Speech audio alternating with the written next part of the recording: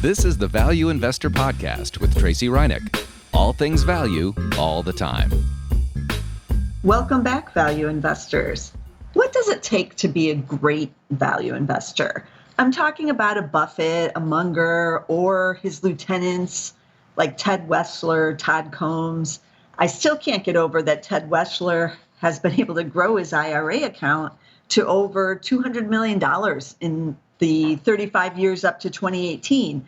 And then since he won't tell us what it's done since 2018, heck, even if he just has it in an S&P 500 fund, which I doubt he does, I'm assuming he's basically almost doubled that. It was at 264 million at the end of 2018.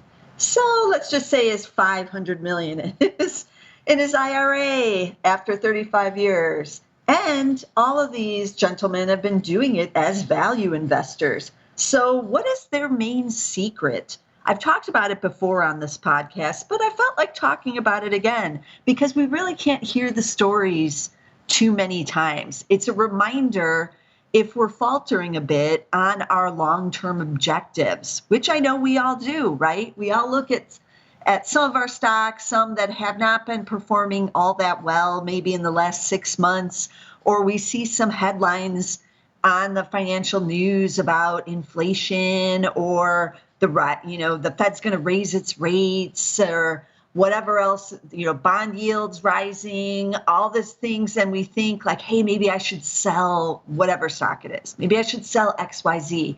Hey, maybe there's some rumors about, some tech company I own. Maybe I need to get out of that. Or maybe I just need to get out of stocks altogether and move to the sidelines and wait and see, right? We all see these headlines and we all think about it. We all think about doing it and faltering on our long-term objectives. So that's really the secret to the greatest investors, right? To be a great investor, you basically have to have a strong stomach. You have to have the ability to block out all that noise, all those headlines, and to stay the course in a company that you know is performing well, and not to listen to whatever the bigger stories are that are out there. So what it really comes down to is the strong stomach and time. Yeah, it's pretty simple to be a great value investor. So all of these gentlemen started investing early and all have been investing for decades. That's really their key, which I've talked about on other podcasts, and which you can read more about in Morgan Housel's The Psychology of Money. He talks about how Warren Buffett became a billionaire only when he was in his 60s. And now he's in his 90s. So he's even more of a billionaire now. But it took him all those years to reach the billionaire status. So he went from 1 billion to now, 120 billion in, let's just say, the last 30 some odd years. So the longer you do it, the more you're going to accumulate because of the power of compounding. But now I know what you're thinking. You're thinking all of these value investors who are great value investors are also great stock pickers. And we aren't, right? We're not great stock pickers like them. That's what makes them so great. But they also don't really give up on their favorite trades very often. So Buffett has famously owned some of his stocks for decades. And so you have to ask yourself, what's the longest you've owned a stock? How long have you been investing? These are the same similar questions. It may be that to become a great investor of any kind, not even just a value investor, but a great investor, you may only become one in your 401k. A lot of us put money in it every month, and we don't really think about it. And for those of us who have been at the same employer for, say, 10 years or 15 years or even 20 years, you've suddenly been gifted with the secret of Warren Buffett and these other great investors. That's the secret of time. And you've been gifted it without even trying. So in August of 2021, Fidelity put out its quarterly update on all of its retirement accounts. So they managed 30 million of 401ks and 403bs. Now, all of the big fund companies also have accounts, like Vanguard also releases this data. But I'm just going to talk about Fidelity for now because this is the one I looked up. So they have 30 million of these accounts. And they said that in the second quarter, as the stock market was booming through the second quarter, so that's through June of 2021, the number of millionaires jumped to an all-time high of 412,000. Now, this is just in Fidelity's managed accounts. So they had 30 million and 412,000 of them now are over $1 million. And that's up 84% from the year before. But remember, the stock market through June of 2020 had crashed down in the coronavirus sell-off. It was on its way to rebounding, but hadn't really gotten there yet by June of last year. So it's not really surprising that these accounts, the number of millionaires on these accounts is up so dramatically because the stock market has rallied even further during that 1 year time period and is also up dramatically. So Fidelity also said that those who had accounts continuously for 10 years also hit a new high in their balances. So you would have had, this is 2021, so you would have had to own it from 2011. And those accounts now, with people putting in year after year after year, had an average balance of $402,700. And that is a new high for a 10-year period. It helps that we're in this bull market, right? It helps tremendously. And that's up from the 10-year period that people had. So in 2011, 10 years ago, the same people who had been investing for the 10 prior years continuously only had $83,900 in there. But that was after a bear stock market during the first decade of this century. And we had the Great Recession stock market bust. So many stopped investing in stocks, certainly at the end of that decade, 2009, 2010. They went into bonds, they went into cash because they just couldn't take the losses anymore. They were too freaked out when they looked at their retirement, savings. And so a lot of people just got out altogether. So they ended up with 83,000 by the end of that decade. But now here we are 10 years later, and those average balances now are 402,000. So in 2021, a lot has changed from 2011.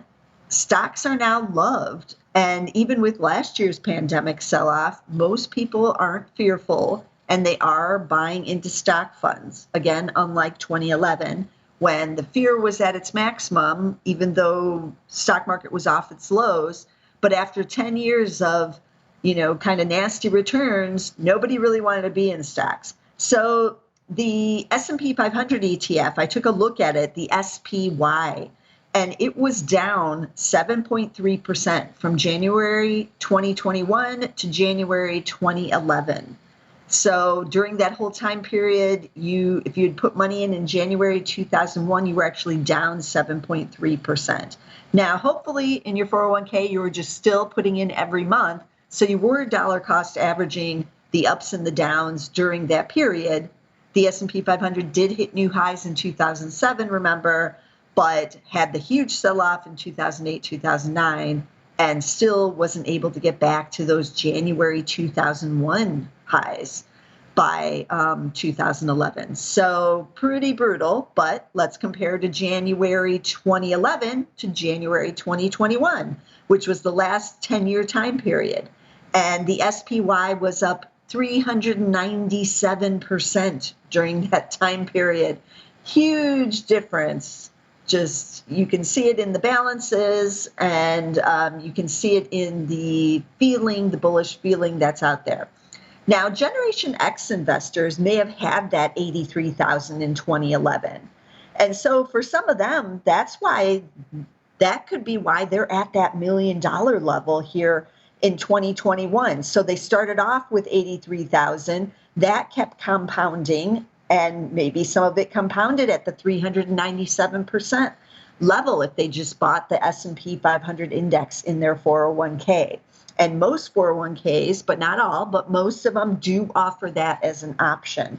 So that wouldn't have been too shabby. And that's why we have so many people with that $400,000 level after 10 years of continuous savings now because of these huge gains. So time, it allows you to ride out the bear markets, and you can cash in on these bulls when we finally do go into one. And we all don't have to be the genius investors like Buffett or Weschler. So after that IRA info was leaked about Ted's account, the Washington Post's Alan Sloan actually talked to him. He sent him some email questions and was surprised that Mr. Weschler was willing to talk about how he got the $264 million in there. Because other than his statement talking about it, we all did want to know, like, how did he do this? So it essentially his IRA stake grew from 300,000% from 1989 to 2018. That's the genius value investor right there, right? That almost none of us ever hoped to be able to do. But he did agree to talk about how he did it to encourage young people to start investing early, because he knows his key to all of that was time and starting young. So remember, he started investing in his 401k in his first job out of college, and that was in 1983. He worked at W.R. Grace. So he maxed out whatever the 401k max was, and he got the W.R. Grace match. So by 1989, his account was up to $70,384. So he put in $34,353 during those years. That's a lot, especially in the 1980s. It's a lot even now, but in the 1980s, it was a lot for a 20-something.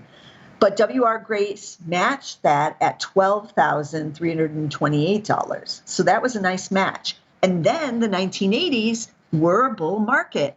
Other than the late 1980s crash that we had, that quickly recovered actually in the same year that it happened, those were bullish years and the start of the bull market, which remember began in 1982 and lasted through 2000. So through all of his years of investing, it was a bull stock market. So he took those original investments, and the stock market had bid it up to $70,384. So let me do my math. 30, 40, 46, 46.6 is what he and W.R. Grace put in. So 46.6 turned into 70.3. So not too bad in the 1980s. But then he was able to obviously grow that 300,000% from 1989 to 2018 when he left Grace. He rolled it over into his own account. He had more investment choices. And we had the mega bull market of the 1990s with the tech boom and all of that. I'm sure he took advantage of a lot of that and, was able to crush it quite a bit by that amount of time. So, but by the end of 2018, this was an interesting fact in this interview in the Washington Post, that of his full amount, the $264 million, $58 million of it was his original W.R. Grace investment, which was $70,384 when he started. So it was 26% of his entire IRA in 2018 was that original W.R. Grace money. And how could that be? Basically because it was his earliest money, and it has been allowed the longest time period to compound. So, yeah, time matters. He did, however, keep putting money into the IRA, which we can all do. So he didn't just take the 70 million or the 70,000 and grow it to 264. He kept adding, but that later money came later. So it hasn't had as much time to compound. So that later money turned out to be just 42.8 million of the 264 million. And the W.R. Grace money, again, was 58 million because it has had longer to double, triple, quadruple. If you believe in the rule of every 7 years with the 10%, annualized, you'll double every 7 years. So if he had an extra 7 years, then that's why you can see the W.R. Grace money is just compounding at that bigger rate. Now, you don't have to be a genius investor, like I said. So the original W.R. Grace account was $70,535 in basically 1990, at the start of 1990. And that's a tremendous amount for 1990. So even in today's money, I'll take that, right? When you take that, just like, oh, here's some money, go invest it. But in 1990, that was a big chunk of money. But if you had invested it in the S&P 500, in the Vanguard S&P 500 fund, which we can all do as well, that's ticker VOO, then if you had just left it in there through the ups and the downs and the crashes and the dot-com bust and, elections and wars and everything, recessions, the Great Recession, you would have had, as of June 30th, 2021, $1.6 million in that account. And that was a couple months ago. And now stock market's at new highs again. So that is the power of compounding. And you don't even need to be a genius investor. You're not even picking a stock. You're just putting it in the S&P 500. That's not even the triple Qs or the small cap value or small caps in general. That's just the S&P 500, the big caps. And you're putting it in and you're not doing anything. So Ted Weschler's advice in the Washington Post interview is pretty straightforward. He says, and I quote, "Start early, maximize the match, invest 100% in equities, and ignore all the other noise," unquote. Now, most of us don't do the 100% in equities part, right? But again, the most genius investors are invested only in equities. Look at Warren Buffett and his portfolio. He believes in stocks. He doesn't buy bonds. He doesn't buy Bitcoin. He doesn't even buy real estate. He's still living in the same house that he's always lived in. So his thing is stocks, and stocks have been one of the best performing assets of the last 80 or 90 years. So Buffett believes they will continue to be the best performing asset. So he believes in buying companies and their earnings. And that's worked out for him, and it worked out for Ted Weschler in his IRA, which I'm assuming was 100% in equities, since that's the advice he's giving. Now, what are some of the market indexes you could invest in? I know a lot of people think they're boring, but I own a couple of them in various of my accounts outside of my 401k.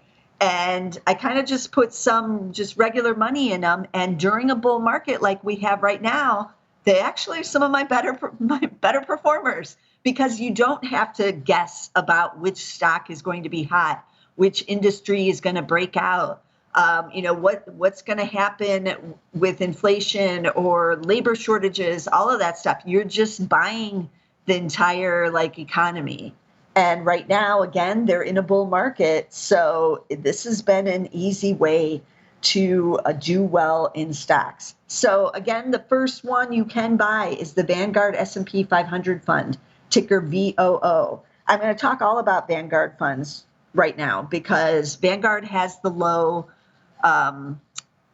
expense ratios. I know some of the others in Schwab and others have matched some of these. So you might be able to get the same thing even slightly cheaper. So look around. But I like Vanguard. I own some of these. I own this one, the Vanguard S&P 500 fund, VOO is the ticker. I own that in my own fund.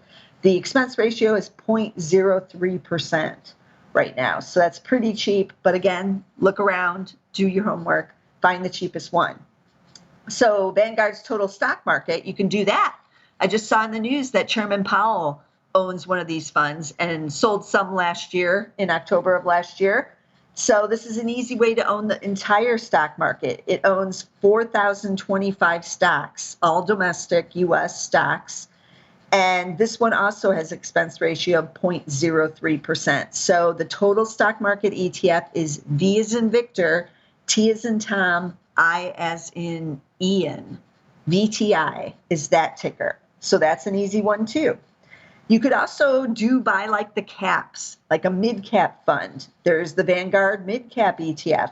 Its expense ratio is 0.04%. Ticker is V as in Victor O, VO, just two letters for that one, VO. The small cap ETF, that one has 1,500 stocks in it. Its ticker V as in Victor, B as in boy, VB. That's a little tongue twister there. V as in Victor or Vanguard, V as in Vanguard, B as in boy. And that one has a little bit higher expense ratio, 0.05%. I also own this one in my own personal portfolio. Some of the small cap ones are going to be interesting. I've talked about this in the past. They're going to be big in financials. And this one, it is the third largest sector in the VB. And it's 14.8%. So it's going to own a lot of the banks, especially the smaller banks in this case, since it's a small cap. And I'm liking the banks here. I've talked about this on a prior podcast here in 2021. I think the banks have entered finally into a new bull market, but we'll see if my theory is correct. And if we have some rate increases, that's good for earnings for the banks. So the banks are one of the areas that will do well with the Fed fund rate increases. And so that should help all these small cap ETF funds, which have, underperformed the large cap over the last several years. So what else is in this one?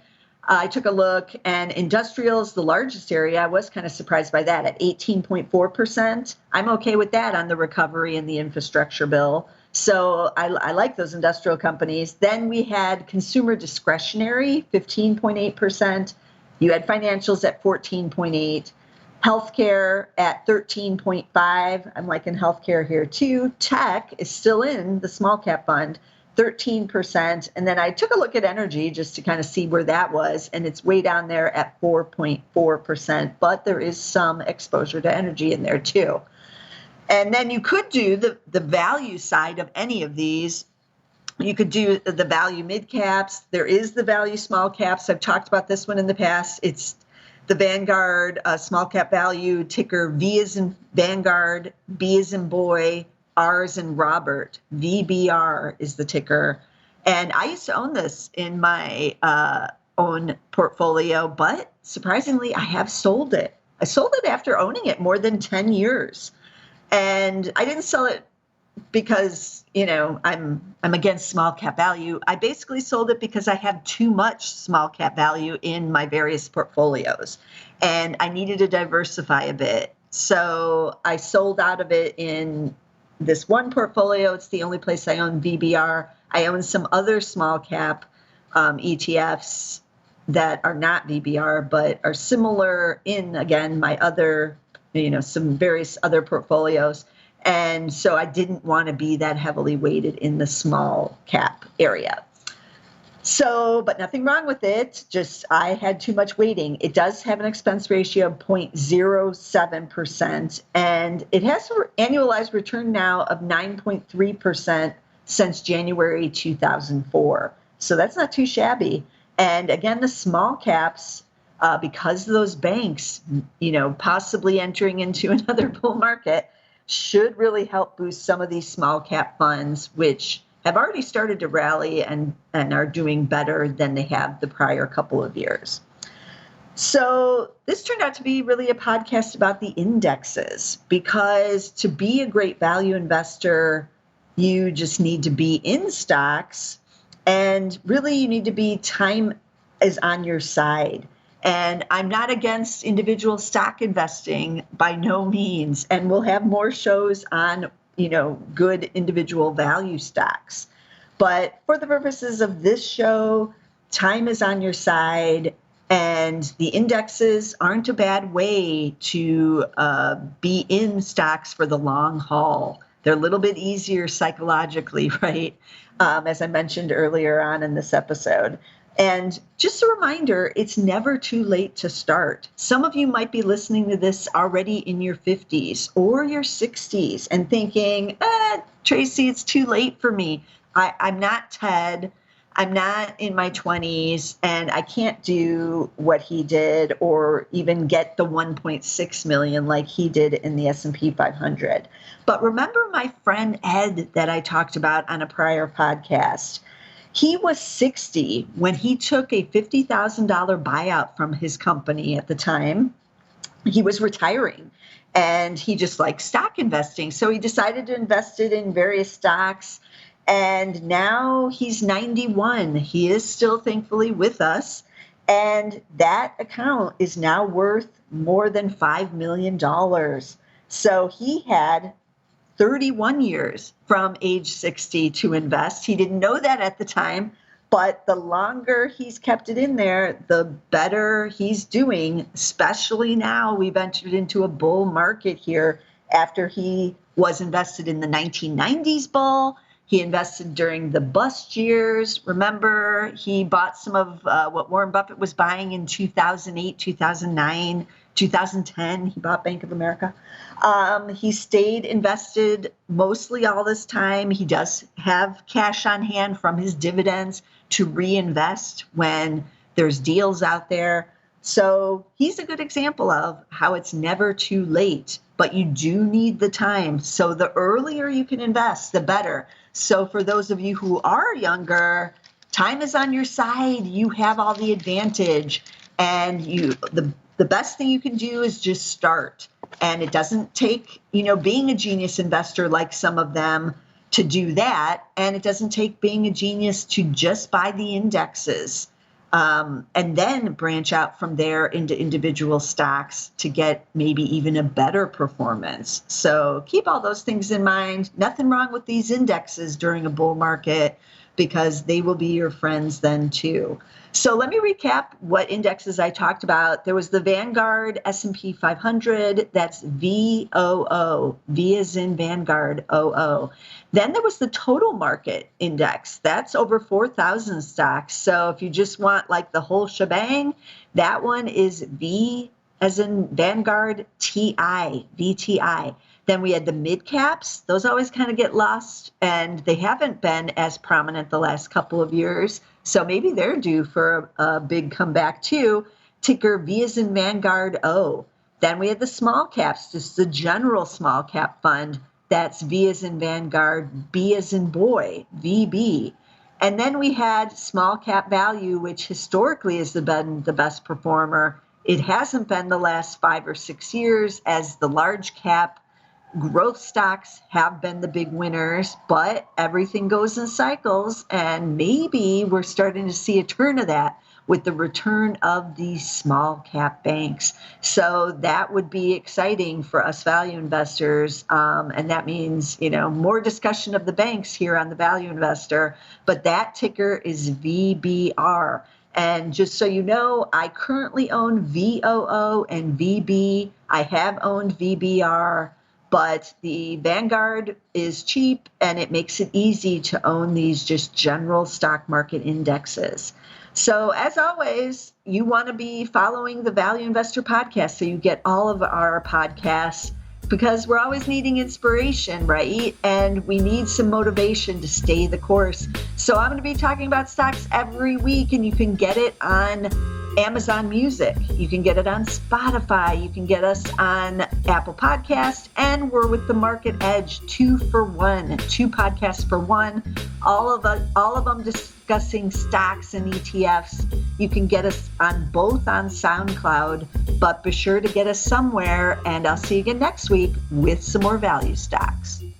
This material is being provided for informational purposes only, and nothing herein constitutes investment, legal, accounting, or tax advice, or a recommendation to buy, sell, or hold a security. Do not act or rely upon the information and advice given in this podcast without seeking the services of competent and professional legal, tax, or accounting counsel. Publication and distribution of this podcast is not intended to create, and the information contained herein does not constitute an attorney-client relationship. No recommendation or advice is being given as to whether any investment or strategy is suitable for a particular investor. It should not be assumed that any investments in securities, companies, sectors, or markets identified and described were or will be profitable. All information is current as of the date herein and is subject to change without notice. Any views or opinions expressed may not reflect those of Zacks Investment Research as a whole.